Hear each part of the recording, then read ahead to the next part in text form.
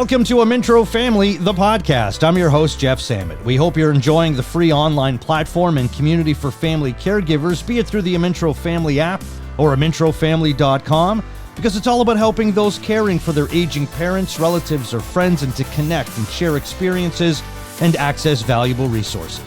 Our guest today is a caregiver who is also a gerontologist social worker who treats caregivers. We're very fortunate to have Jackie Tanner join us. Jackie, really appreciate this. Thank you. Thank you so much for having me, Jeff. Of course. Thank you. Now, we want to hear about how you got into your profession, and it seems to have started with your personal experience. So given that, first, tell us about your grandmother.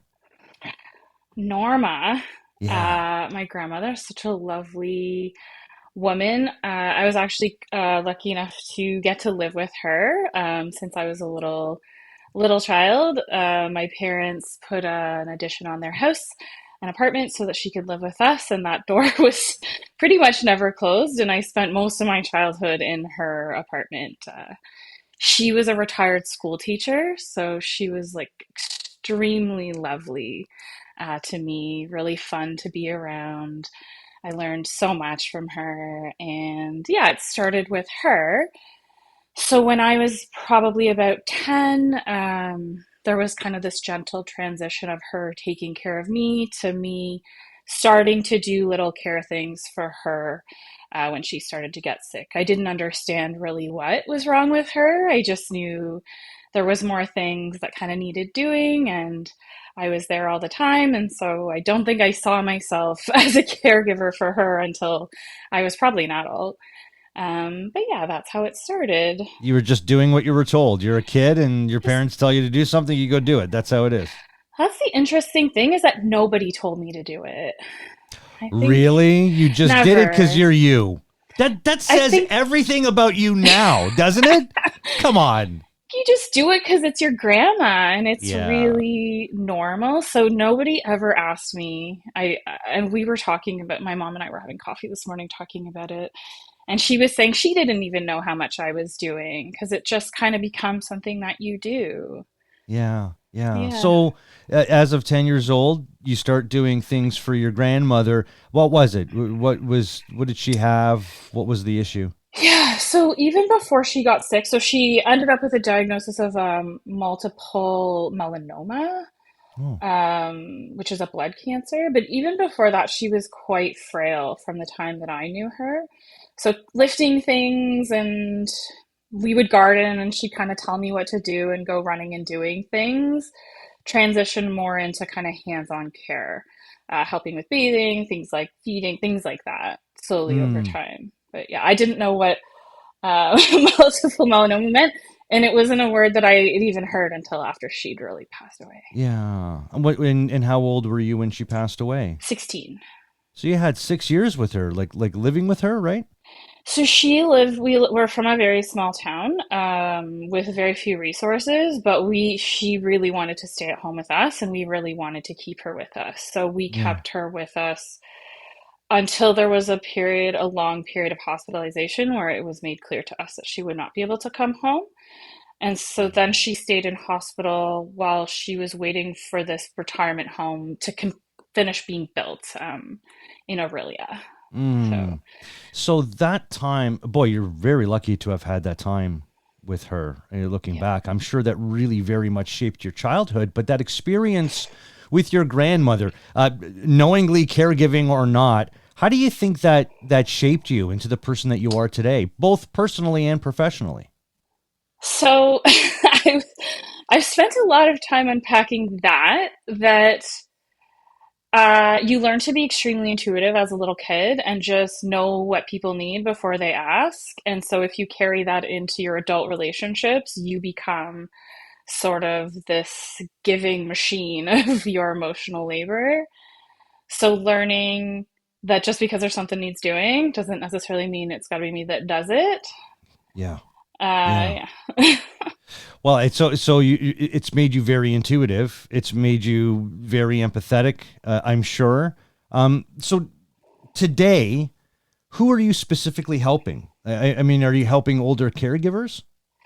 So in my work, Yeah. I do support caregivers in who are looking for emotional supports and therapy.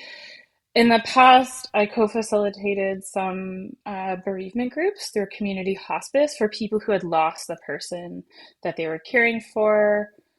But right now, in my practice, it's mostly just one-on-one work with some caregivers. Yeah, yeah. So, how does that sort of work? Because one might look at it and I mean, maybe it's from a negative aspect of it. Uh, some and maybe it's those that don't have as much experience with caregiving. They might look at that and say, "Wow, that's a lot of giving. That is a lot of daily giving and helping. That must be taxing. That must take a lot away from you." And there might be some of that, and you might have some of those days. But do you feel that you're getting a lot from that? I don't actually find that taxing. To be fair, I'm a psychotherapist for work, so I do this job very mindfully, and because I have the capacity, I don't find supporting others to be taxing. I Yeah. enjoy helping caregivers feel seen, heard, understood, less alone. Um, Mm. yeah, so I Do don't. do you feel that you'd be able to do what you do professionally without having had that personal caregiving experience at such a young age? Like, would you be able to do this sort of thing now if not for that experience as a kid? I don't know. It's interesting because my mom lives with osteoarthritis, so there's always been some things doing for her as well. So it also is just, it's really just normal and it doesn't feel taxing or unusual. It's just Right. part of always, some people have that where it's just always been part of your story. And so if it's normal for you, it feels That's normal. It right. doesn't mean that It's there aren't hard moments, I think, but in this time, everyone around me, luckily, is quite healthy, Yeah, well, considering. that's good. Yeah. That's good to hear. What do you believe are the most common challenges for those that you're helping? Lack of resources, Mm, lack of time, having to make choices to put yourself last because there is not enough time, resources, support to go around. yeah. I think feeling very isolated. So, the more caregiving there is, the more isolated people can become. So, the first thing that tends to go if we're doing high volume of care is social things, doing things for fun, getting out and still taking care of self, I would say, in Yeah. my personal experience. Yeah. Well, and I don't know, maybe I live too much in this world to think otherwise, but I feel like there's an awareness of this, that people are aware of what caregivers would go through. You talk about isolation, you talk about all of those things, and kind of feels, and maybe it's in the circle of people that I keep, that's a pretty well-known thing.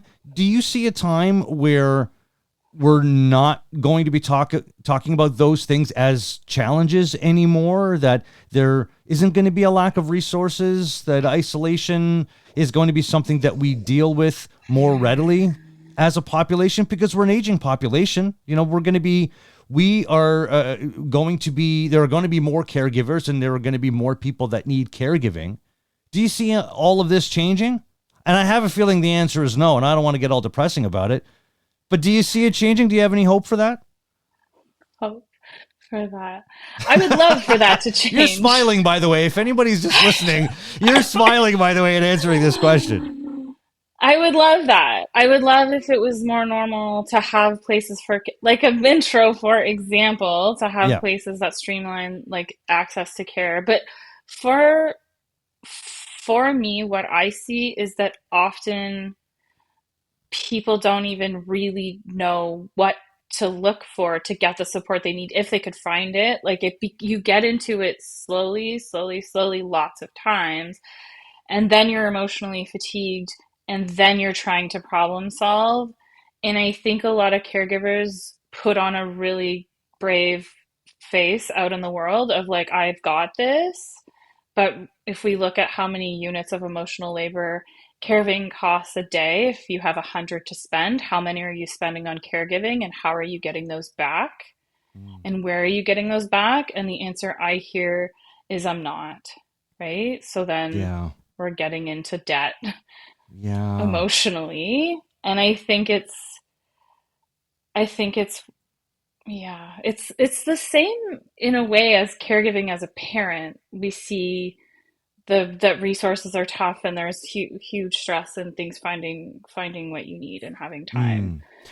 So Do you find that caregivers might approach, since you made the comparison with parenting, do you think that some caregivers might approach their caregiving experience as they would, as parents would with their kids? Because, you have a kid and you go, all right, I just got to get through the next 18 years. I just got to get through the next 18 years, and then it's smooth sailing after that. Do some caregivers feel that way? They're like, I'm going to do what I'm supposed to do for as long as it takes. I'm not going to burden anybody else with this. This is my responsibility. It's my mother or it's my husband or whatever the case might be. Do you think caregivers kind of approach the caregiving experience, that journey at the beginning, in that way, and are less likely to call upon more and more people to be part of a team to help out? in the beginning, in my experience, only my experience, you don't know what that road looks like even. Mm. So it's not certain what's going to happen, I think, is my experience. So it's not like with, not that all parenting is like that, but there isn't the same like kind of like Light at the end of time the tunnel. expect. Yeah. No. And Yeah. what's going to happen, and especially we don't talk, I think, a lot about that when we're doing care specifically for our partner or our support person. We don't have that support person in the same way that we did when we needed the most, when we're doing all of this care. Mm.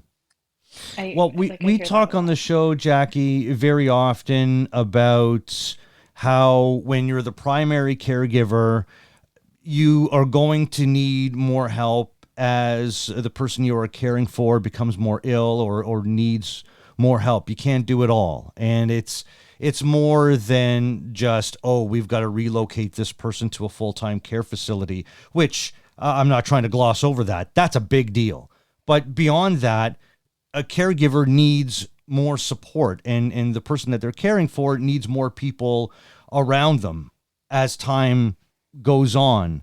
Uh, it, is there any more of an understanding nowadays that a primary caregiver ends up being the captain of the team that is caregiving for whoever they're caring for, and supporting the primary caregiver?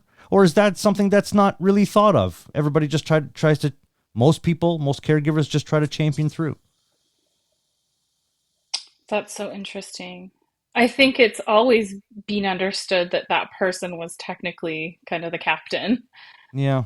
Whether they were resourced up, respected, and provided with the things that they needed to succeed at that or to feel supported in that, I don't think so. But I think it's always the responsibility has always fell on Mm. the closest person. Maybe Yeah. not the, you know what I'm trying to say? Yeah, I do. It's like, because I think about, I mean, my best experience, or the most dominant experience in terms of caregiving, was supporting my mother as a primary caregiver to my father, who's passed away a number of years ago. And I had to really drill home with my mother that she can't do everything. And if she does try to do everything, something can happen to her and it's going to make matters worse for everybody. Mhm. Tried to present it in terms of that, because she's always thinking about everybody else and how it affects everybody else and less about her. So I had to get her to understand that she was the captain of the team and I was going to help her. My wife was going to help her, and my sister, whomever else was Mm. along the line in terms of that caregiving chain. I really had to make her understand that part of her responsibilities in helping my father Mm. was to delegate some of the responsibilities that she had to him, so that she could take breaks, so that she could have somewhat Right. of a life. And I find that that ends up being a common thing, that primary caregivers have to be told, hey, you need help. We're here to help you. Let us help. So my experience was very different than Hmm. that. That's that's a great story of there was people. So I'm an only child, and it was my father's mother we were caring for, and it was my mom and me, and that's it.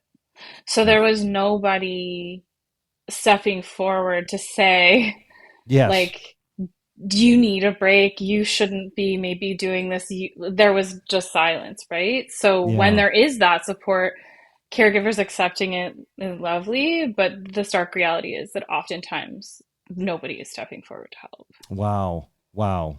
And that's alarming and eye opening. But nevertheless, very true. And I can certainly appreciate that in those that we will be talking to in the future on the show, and those that we revisit as well. You mentioned your father. Like, we've talked about caring for your grandmother, now caring for your mother. What about your dad? He was a firefighter, wasn't he? Yep. So still lives in the same town. My parents are divorced, still live in the same town. I see him often, loves to bake. Yeah. So How's yeah, he doing? he's Is he in great. good? Is he in good health? Yeah, so he was diagnosed with diabetes about maybe 15 or so years ago. Yeah.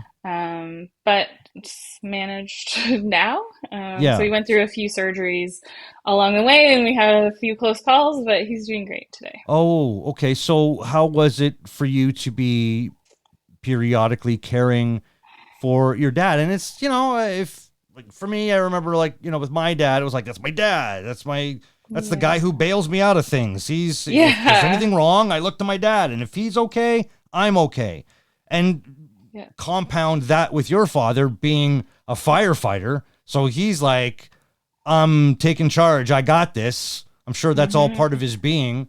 So it's twofold for you. How was it to be caring for someone like that in your life? It was really scary. And it did feel like, just like how all caregivers feel, like it was invisible to the rest of the world. I was terrified. At one point, both of my parents were in the hospital for different things in ICUs at the same time, Really? and I'm an only child, and Was it the it's same just hospital? no, Oh, it's so it's not. different hospitals and everything? Yeah, it was Aurelia and Port Perry, or no, Wow. sorry, Peterborough. Yeah, so it's a bit of a drive of that, but yeah, it was Wow. really scary. So I think my dad is kind of that I don't need to go to the doctor, nothing's wrong with me situation. So he's either absolutely fine or he's in the ICU. Wow.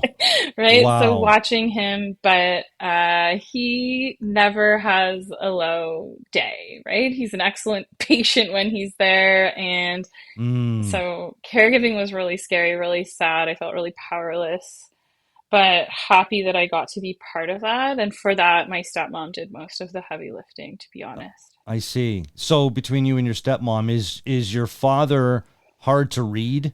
Because if he is having a bad day, it's just hard to know because he just won't let you know about it. He won't let you know. And then if you do know, he probably won't let you do anything about it. So, yeah.